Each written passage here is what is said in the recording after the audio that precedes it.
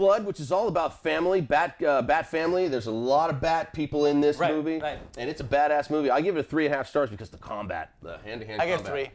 The hand-to-hand combat. Whoa. Spoilers. What was the movie about? It was about what you do when your parental units have disappeared and you have to make your own decisions. It was about it was a growing up story, I believe, for all of the Bat team, and also a kind of an introduction of sorts to another troubled member of the Gotham vigilante society. She's kind of outside the spectrum. We're talking about Kathy Kane.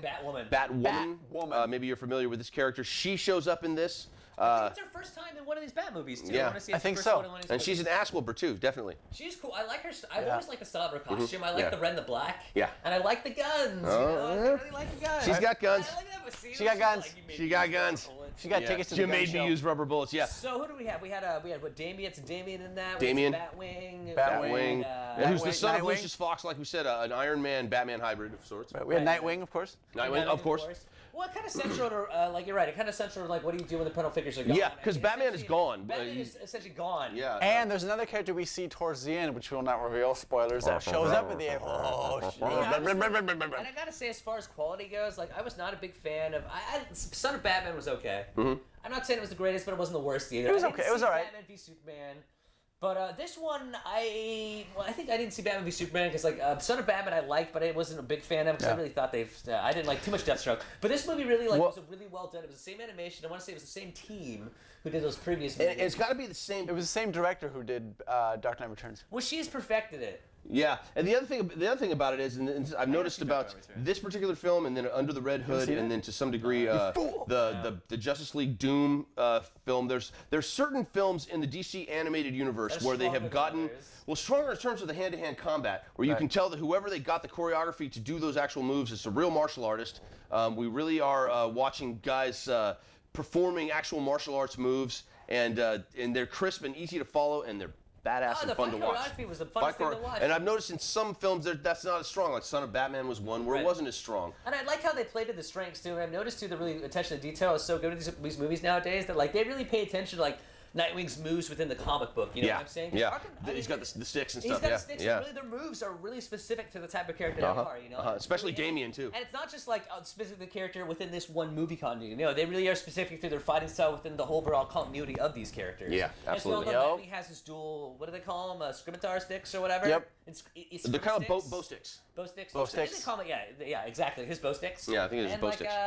Bow sticks. Right, and well, in Justice League the Justice League series Limited, or the Teen Titans, the new Teen Titans series we talked about a few weeks ago in season 2. Young Justice. Young Justice season 2 actually had like a little bit of choreography was really good too because their Tim Drake was really more focused on bow staffs. I think it's the same animator.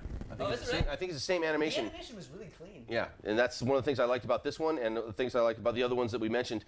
So yeah, I was actually really pleasantly surprised. I'd heard different things about it. A lot of people liked it. A lot of people hated it. I liked it a lot. I thought it was a lot of fun. I actually heard negative reviews at first, but I was like, then I heard a lot of positive ones, and I thought actually the screenplay, the script structure, and just the overall pacing of the entire film was great. Again, we have noticed, and I myself, I'm onto this. I've been pushing this idea, and these guys have been kind of on with me about it.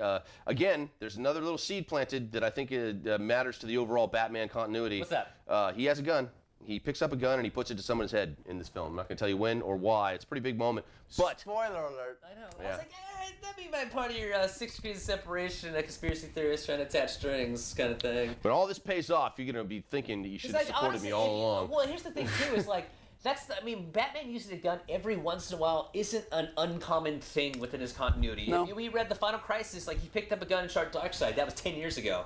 That bullet did not come out of his gun intended to hit Darkseid. It was Darkseid's actions that brought it to him. No, he totally shot Darkseid. There is always an ambiguity.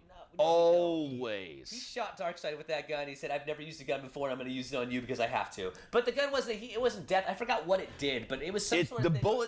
Darkseid tried to Doesn't matter. affect the path of the bullet, and by doing so, he got himself killed. It doesn't matter why it doesn't matter. I'm just saying that the idea of Am I him wrong? using a gun, you're not wrong. Okay. I have the comic book. I'm just saying, but the idea of him using a gun is not. My point was that his idea of using a gun has been used in the comics from time. Oh, they've been dancing around it for But all wait, these... most recently, I will agree with you that in the last 6 months or so, they have been Hammering that a nail. lot more. Hammering that nail. But And like, just say that they're all of a sudden doing it. It's like, yeah, they've done it in the past. I'm not saying they're doing it all of a sudden. But they're definitely spotlighting it a lot. They're more. spotlighting it a lot more, and I think they're leading up to something. That's my theory. Fair enough. Fair enough. And there's another seed planted in this film. Fair enough. Yep.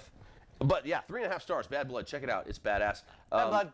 Bad Blood. I mean, like I said, the movie was great. The pacing was great. I thought the characters were quite well hashed out. Yeah. I like the absence of. I like when the movies aren't focused around Batman because I like the interactions. It plays to the continuity, the present continuity too, because these characters have had to deal with him Right, being and gone that's for the a whole while. idea of like how do they deal with each other when Batman's not there?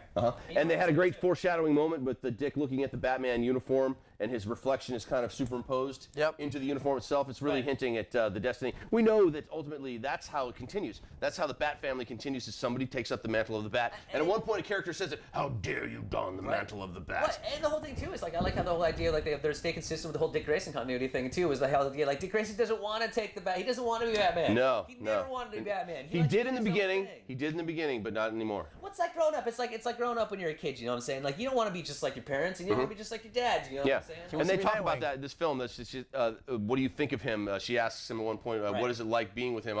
I've idolized him. I wanted to be him, but then that changed as years went on. He wants to be Nightwing. Yeah. Or Secret Agent. He says, "I realized how Or much I Secret didn't know." Agent. I said it. What these guys never get, what Robin and all the Robins and all the sidekicks never get, is the reason Batman is like that is because if he gives you too much, then you're going to think you've got it all, and you can never think that. You can never think you've got it all. You can never think that you are it, because that will make you careless and you will not be on your toes. If you always think that you have that last little bit to get better, you always have to improve. If you're always in that headspace, then you will never be caught with your pants down. That's why he is that way. It's hard on him, too. They're just not going to say it. He never can. Get your hands out of your Remember what happened pants. to John Paul Valley got too confident. Got too confident? Got too Bam. confident. Yeah. Yep. And he was a great failure. I mean, he stands as one of Epic. Batman's epic failures. Epic, But what could he epic do? His failure. back was broken.